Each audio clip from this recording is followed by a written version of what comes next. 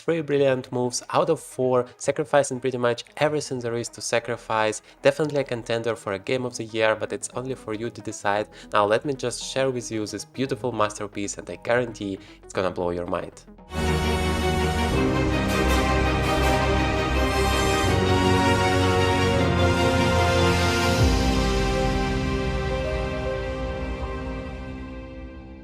This game has been played in the Reykjavik Open between Simon Williams, known as Ginger JM, and Anastasia Rakhmangulova, the Ukrainian women chess champion.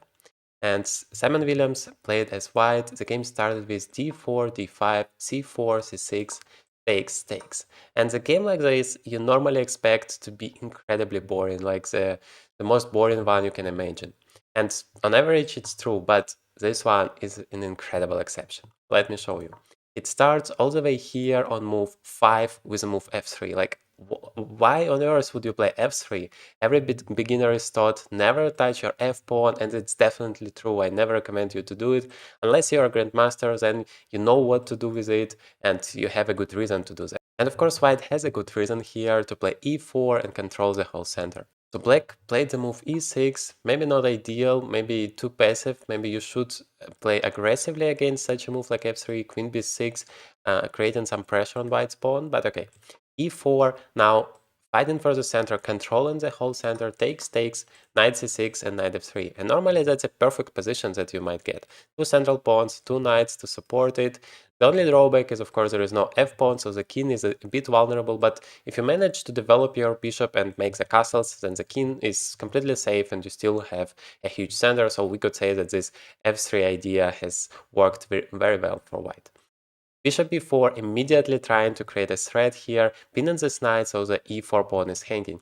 Bishop to d3, developing a bishop and defending the pawn, but the problem is now this d4 pawn is under attack, you might say. It has two attackers and only one defender, but always be incredibly careful with such a d4 pawn, because once you take it, you can enjoy an extra piece, but only until white plays bishop to b5, check, and yeah, it's a discover attack and you lose your queen. So once again, d4 is a very tricky queen, so bishop d3 is basically making a trap here for you. Don't fall into it. Bishop a5 has been played. I don't really like this move because it kind of waste of a tempo. I always teach you to make just one move with one piece instead. So yeah, maybe make castles or make some useful move like h6. But yeah, the same move is the same piece, just basically wasting a tempo. Now, e5 has been played immediately, trying to attack in the center, not even wasting time for castles, because yeah, that would give time to black to create a new threat. Now we are creating this threat first. It's always very important in chess. Knight went to d5, attacking this knight, and now white said, well, I don't care about it. I'm gonna just castle now, sacrificing this pawn. I mean, it's a really great move because white has a tremendous advantage here in terms of the initiative, in terms of the development. So here black is saying, well, you're giving me the pawn, I'm happy to take it, thank you very much. And by the way, a fun fact at this point, I'm not sure about the concrete statistics, but from my personal experience, women are generally much more tempting to take the material you sacrifice to them. Let me know in the comments whether you have experienced it in your chess games too. So, pawn takes, bishop takes, now this bishop is attacking the rook and the pawn. Rook to b1, just yeah, saving the rook and offering the second pawn here. And well, if you have already taken the first pawn, I would continue and just take another one with a check, and then I have to suffer, of course, because the development is so poor, but at least I suffer for two extra pawns. Like I said, no, one pawn is enough for me. I'm gonna play h6, try to stop this knight g5, bishop g5 moves, and just try to castle. Because if you castle first, which seems to be a very tempting move, then even some sacrifices are possible. Bishop takes, king takes, now knight to g5. If you go to g6, it's just a checkmate after queen d3, f5, and en passant. If you go back, then, well, still queen to h5, and the queen is coming, it's gonna be a checkmate here. You can take here on d4 with a check, but then I don't play king to h1, I play rook to f2, queen goes to d3, stopping the h7 mate just physically, but here you have knight to f7 threatening another checkmate, and I mean the position is just devastating.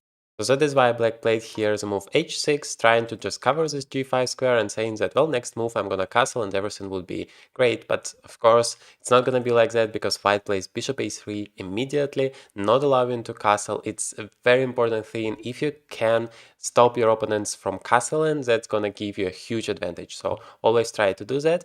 And well, here it's so difficult for black to continue the development. Of course, you can't really leave with your king in the center. White pieces are eventually gonna come and just destroy you. Everything is so active here. And by the way, the fact that the f file is opened is actually favoring white here too, because the rook is very, very active along the file. So a5 has been played, trying to just block this diagonal with a bishop, maybe exchange a pair of bishops, and then finally castle. But white is developing yet another piece. Queen goes to a4, and now this pawn is pinned, this knight is pinned, so you can't play bishop to b4 because basically the bishop is not protected. They can just take it and it's a free bishop. So here black played bishop to d7 with an idea to deal with this pin first of all, and also to create some discover attacks, and yeah, potentially once again trying to castle here. White said, okay, I don't care, I'm gonna take on b7, my rook is incredibly active here and do whatever you want. And black said, yeah, I'm gonna do knight takes d4, discover attack here, the queen is under attack, and yeah, seems like black is just winning.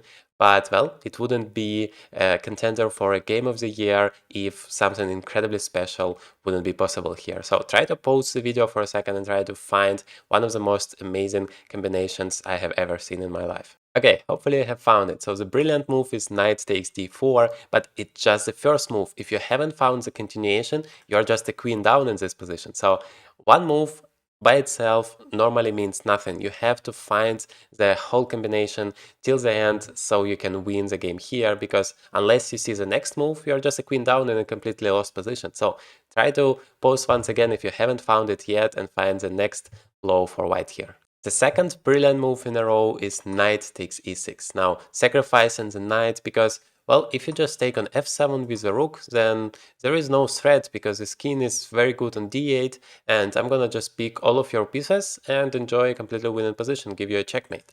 So knight takes e6 is mind-blowing here because, well, you can take the knight, you can take the bishop, everything is hanging, but you're completely lost. First of all, if you take this one, then bishop g6 is an immediate checkmate on the board. I mean, look at those pieces, how amazingly developed all of them are. If you take the bishop here, then there is another immediate checkmate in the middle of the board, and you can see here why you always must castle in chess. So black just played here queen to h4, just escaping with the queen because the queen was under attack and hoping to survive. And white played now rook to f7, just ignoring the fact that this queen can give a check because it's actually not that dangerous. You just play bishop to f1, bishop d4 check. You don't go back because this knight is very important for the attack. You just play king to h1 and there is no way to stop the checkmate. I mean, you can give up your queen, but still I'm gonna just take it and the checkmate is still coming. Black played here bishop to b4, finally blocking this diagonal as the initial idea was, and now another brilliant move comes. Please try to stop the video and try to find it. Hopefully I have managed to do that. It's a checkmate now in 3 moves. Rook to f8, sacrificing this rook, rook takes, and now bishop to g6. The king has nowhere to escape, rook to f7 and bishop f7 checkmate. Amazing masterpiece, isn't it? If you enjoyed it, in this video I'm sharing with you arguably the best game that has ever been played in chess. Once you see it, you will never play chess the same way you did before.